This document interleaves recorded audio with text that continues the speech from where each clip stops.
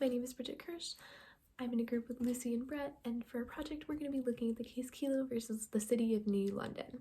It's a property rights case that went all the way to the Supreme Court. Lucy and Brett already went over some of the facts, the background of the case, and the decision, the reasoning behind the decision, and so now I'm going to be looking at it from a critical perspective. And to start off, I'd like to start by defining eminent domain and public use, since those are huge parts of this case. Eminent domain is defined as the power to seize private land for public use, and public use is defined as anything that benefits a public community, and that community could be on a national or local level as long as the benefit is substantial. And public uses could be things like streets, highways, public parks, public programs, or public programs that help with economic development, which is what this case looks at.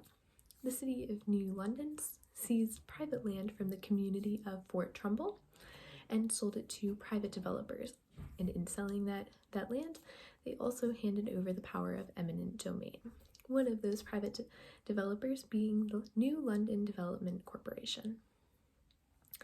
This was all part of a program to kind of kickstart the economy and with new development in the area.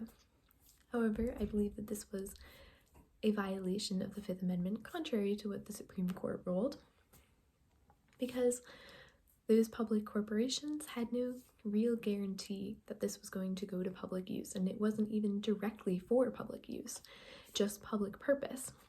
And that purpose wasn't guaranteed that it would produce new jobs or new tax revenue.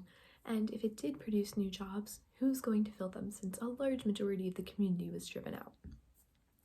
So either way, new tax revenue was being created, and there would either be no jobs or no jobs would be being filled. Another part of the Fifth Amendment that was violated is that the people that were driven out of their homes and their community never received any compensation for what they had to go through, which is stated in the Fifth Amendment that people that have their property seized for public use should receive compensation. However, the Supreme Court still ruled that under the Fifth Amendment, the City of New London was protected, since although it was not literally public use, the land was being used for public purpose. But again, I would maybe agree if there was a guarantee that it would work, that saying that these are the amount of jobs that we will create and this is the amount of tax revenue that we will create, but that wasn't there. It was more of just a hope, really, and the program didn't work. There was no new construction. The program never even launched, and $80 million in taxes was lost. There's been no new construction since then, no new jobs have been created, and no new economic development has been seen there. To this day, the neighborhood is a barren field that is empty, and the people that were driven out of their community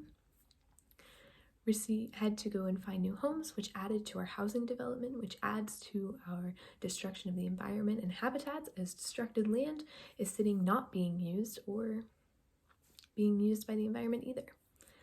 Since the case, 43 state legislations and 8 state Supreme Courts have increased the strength of property rights, fighting against the abuse of eminent domain. I think it's a great start. However, nothing can be done if the Supreme Court rules that overturns any of those. But it's a good start. So we'll have to see where it goes.